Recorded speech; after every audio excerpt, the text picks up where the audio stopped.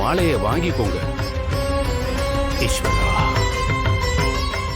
இந்த மாலைய நீங்க 6வது கால பூஜை ஆரம்பிச்சு கலச நீரில் அபிஷேகம் செய்யப்படுகின்ற நேரத்துல கோவில் தெப்ப குளத்துக்கு வரும் ராணி கிட்ட கொடுக்கணும்.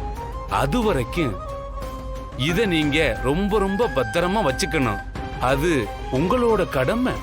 சுவாமி, மதியாள விதியை மாத்த சில வழிமுறைகள் இருக்குன்னு சொன்னீங்களே, அந்த நேரத்துல அப்ப நாங்க என்ன செய்யணும் சுவாமி?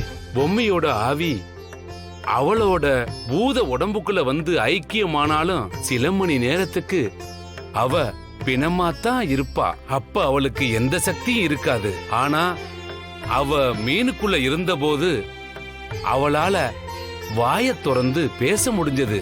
ஆனா பிணமா இருக்கிற அந்த பொம்மையோட ஆத்மாவை திரும்பவும் தட்டி எழுப்புனா மட்டும்தான் அவ தனக்குள்ள பாதுகாக்கப்பட்ட சக்தியோட அவ கண்ணை திறப்பா.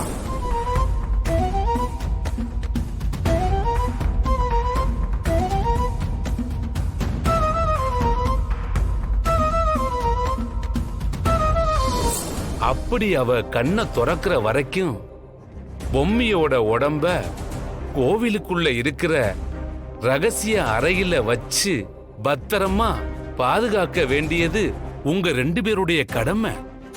நீங்க சொன்ன மாதிரி கோவிலுக்குள்ள இருக்கிற ரகசிய அறையில பொம்மியோட உடம்ப துஷ்ட சக்தியால என்ன செய்ய முடியும்? பொம்மி உடம்பு கோவிலுக்குள்ள இருக்கும். துஷ்ட சக்தியால எதுவுமே செய்ய முடியாது. ஆனா சில நேரத்துல அரக்கர்கள் இறைவனை நோக்கி தவம் செய்து இறைவன்கிட்டே வரம் வாங்கி இறைவனுக்கு எதிராகவே செயல்படலையா? அதே மாதிரி துஷ்ட சக்திகள் ஏதாவது சக்தி வாய்ந்த தெய்வத்துக்கிட்ட சில உக்கிர பூஜைகள் செய்து முறையிடும் போது அவர்களால் இந்த கோவிலுக்குள்ளேயும் நுழைய முடியும். அந்த நேரத்துல அவங்க கவனத்தை மட்டும் திசை திருப்பணும்னா ராணி பொம்மியா மாறணும். அப்போ பொம்மி ராணி மாதிரி நடிக்கணுமா? ஆமா. என்ன சொல்றீங்க?